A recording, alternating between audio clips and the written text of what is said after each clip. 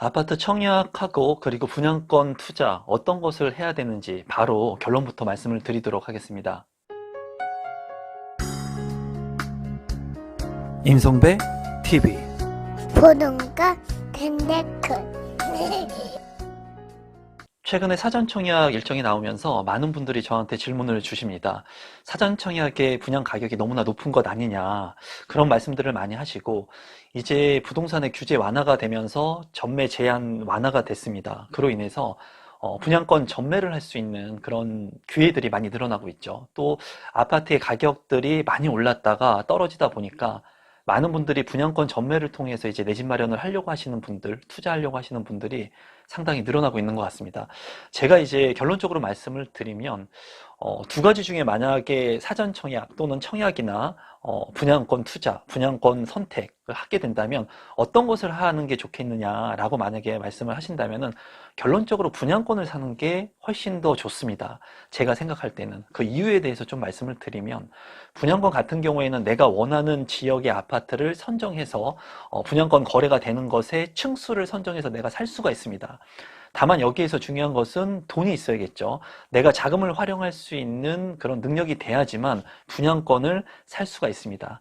하지만 청약 같은 경우에 사전 청약은 돈이 아예 들어가지가 않죠. 그리고 일반 아파트 청약 같은 경우에도 10%의 계약금만 있으면 내가 청약 신청을 해서 당첨되면 60%의 중도금 그리고 30%의 잔금을 내면 됩니다.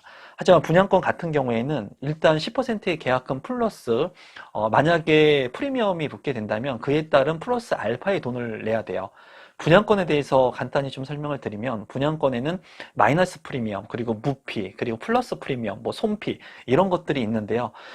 지금과 같이 부동산의 경기가 안 좋아졌을 때는 마이너스 프리미엄 그러니까 계약금을 포기하고 더 마이너스 되는 돈으로 분양권을 이제 넘기는 그러한 경우도 발생을 했습니다.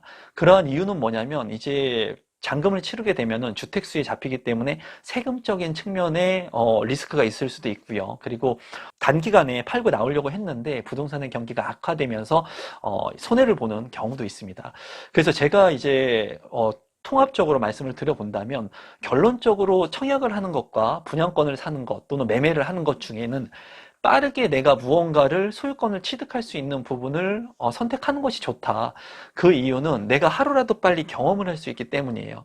사전청약 같은 경우에 내가 사전청약에 당첨이 된다고 하더라도 거의 무주택자분들이 사전청약에 신청을 할 건데 사전청약에 당첨이 된다 하더라도 이제 본청약까지의 시간이 걸리고 본청약 이후에 또 이제 잔금까지 치르게 되는데 시간이 많이 걸린다는 거예요. 그런데 사전청약을 통해서 내가 당첨이 된다고 하면은 이러한 시간 리스크를 내가 감내할 수가 있습니다. 하지만 만약에 당첨이 되지 않는다고 하면은 이 시간적인 부분을 계속 미룰 수밖에 없다는 거예요. 그렇기 때문에 부동산에 내가 하루라도 빨리 투자를 하거나 소유권을 가져왔을 때 내가 수익을 보면 좋겠지만 실패를 한다 하더라도 이 경험에 대한 가치 그리고 이런 경험을 통해 가지고 내가 한 단계 한 단계 성숙해 나갈 수 있기 때문에 이렇게 빨리 무언가를 선택하는 게 좋을 수 있다는 겁니다. 그럼 여기에서 사람마다 있는 포지션이 틀리겠죠. 사람마다 누군가는 사전청약을 선택해야 되는 분도 있을 거예요. 왜냐하면 부동산에 대한 공부가 잘 되지 않으신 분들, 이런 공부가 안 되신 분들 같은 경우에는 리스크가 발생할 수도 있겠죠. 왜냐하면 내가 잘 이해하고 있지 못하기 때문에. 그리고 중도금이라든가 잔금을 치름에 있어서 이제 어떠한 부동산을 만나느냐에 따라서 합법적으로 내가 절세할 수 있는 부분들을 플러스 알파의 요인들을 만들어 줄 수가 있는데 이런 분양권 거래를 하면서 세금적인 측면이 많이 발생을 합니다. 그러다 보니까는 합법적인 측면이 아니라 불법적인 그런 부분들을 통해서 다운 계약이나 이런 것들을 통해 가지고 리스크를 얻어서 나중에는 이런 분양권의 거래가 아예 취소되는 부분들 그리고 불이익들을 얻는 사례들이 많이 늘어나고 있죠. 그래서 제가 말씀드렸을 때 분양권에 대한 거래를 통해 가지고 또는 매매를 통해 가지고 거래를 하는 것이 빨리 소유권을 가져올 수 있기 때문에 나쁘지 않다고 보지만은 누군가는 이렇게 여기에서 만약에 영상을 그만 보시는 분들 같은 경우에는 그러면 매매라든가 분양권 거래가 훨씬 좋구나 라고 생각을 할 수도 있습니다. 하지만 보편적으로 봤을 때 그렇다는 거고 누군가는 청약에 대해서 특별 공급에 대한 조건이라든가 또는 자금이 없기 때문에 내가 일부 소액을 가지고 계약금밖에 못 모으신 분들 같은 경우에는 지금 현재 분양권을 거래한다거나 매매를 거래했을 때는 일부 계약금 플러스 알파의 돈이 더 들어가기 때문에 경매도 마찬가지죠. 경매 같은 경우에도 내가 입찰에 참여해서 낙찰을 하고 명도를 하고 잔금을 치르면은 일정 기간 안에 목돈이라는 게 들어가게 돼요. 그렇게 되면은 자금 부담을 느끼시는 분들 같은 경우에는 부동산 거래를 전혀 할 수가 없게 되겠죠. 그렇기 때문에 이러한 분들 같은 경우에 자금 리스크를 가지고 계신 분들, 그리고 내가 가지고 있는 특별 공급의 조건을 가지고 계시는 분들이라면 당연히 청약을 통해 가지고 내 집 마련을 하는 게 월등히 좋습니다. 그래서 제가 봤을 때 일단은 부동산 같은 경우에도 강남이 좋냐, 용산이 좋냐, 여의도가 좋냐, 누구는 강남이 좋다고 할 수 있습니다. 하지만은 본인의 상황에 따라서 여의도가 더 좋을 수도 있고요, 용산이 더 좋을 수도 있습니다. 그래서 지금 현재 여러분들이 처한 상황, 스펙을 한번 되돌아보실 필요가 있어요. 그리고 이제 사전청약 물량들이 지속해서 나오죠. 그렇기 때문에 자금 여력이 안 되시는 분들 같은 경우에는 청약을 통해 가지고 내 집 마련의 한 단계 수순을 올라가고, 그리고 분양권에 대한 부분들도 아예 등한시하시면 안 돼요.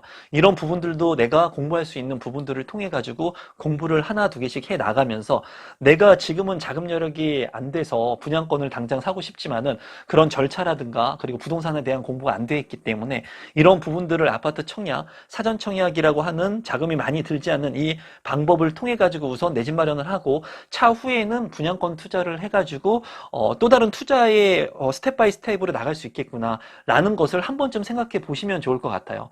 그리고 지금 현재 많은 영상들을 보면은 아파트 청약을 강의하시는 분들은 무조건 아파트 청약이 좋다고 하고, 아파트 청약 강의를 해야 되기 때문에 아파트 청약만을 굉장히 선호합니다. 또 분양권 투자를 하시는 분들 같은 경우에는 분양권 투자를 통해서 본인이 수익을 남겨야 되기 때문에 분양권 투자가 100% 좋다고 얘기를 해요. 그래서 제가 정말 안타까운 것은 이 청약을 통해서 내 집 마련의 기회를 잡을 수 있는 분들, 그리고 특별 공급의 조건이 되시는 신혼부부 같은 분들도 어처구니 없이 오래된 빌라라든가 이런 매매를 통해 가지고 좋은 조건을 버리는 경우를 상당수 본다는 거예요. 이러한 부분들은 본인이 이제 선택한 거기 때문에 남을 탓할 필요는 없습니다. 하지만 정말 안타깝죠. 활용할 수 있는 기회를 잘 활용하지 못한 거예요. 그래서 이 영상을 보시는 구독자분들 같은 경우에는 제가 지금 현재 아파트 청약에 대한 물량들을 계속해서 여러분들한테 소개시켜 드리고 있고, 또 사전 청약의 물량들이 나오고 있는 만큼 여러분들한테 지금 현재 부동산 규제도 많이 완화가 되고 또 추첨제 물량도 많이 늘어나고 있기 때문에 경쟁이 많이 치열하지 않은 이런 부분 속에서 청약을 통해서 내 집 마련을 하기에 시기가 좋다라고 판단을 하기 때문에 좋은 물량들 같은 경우에는 여러분들한테 소개를 시켜드리고 있지만은 자금적인 여력이 되시는 분들, 그리고 지금 현재 내가 특별 공급의 조건을 활용할 수 없는 분들 같은 경우에는 핵심적인 입지의 아파트 청약 경쟁률은 상당히 지금도 높습니다. 여러분들께서 알고 계시다시피. 그렇다면은 다른 방향을 설정할 수도 있는 거죠. 그게 이제 분양권에 대한 투자 또는 분양권을 선택해서 내 집 마련할 수 있는 방법이 될 수도 있다라는 거예요.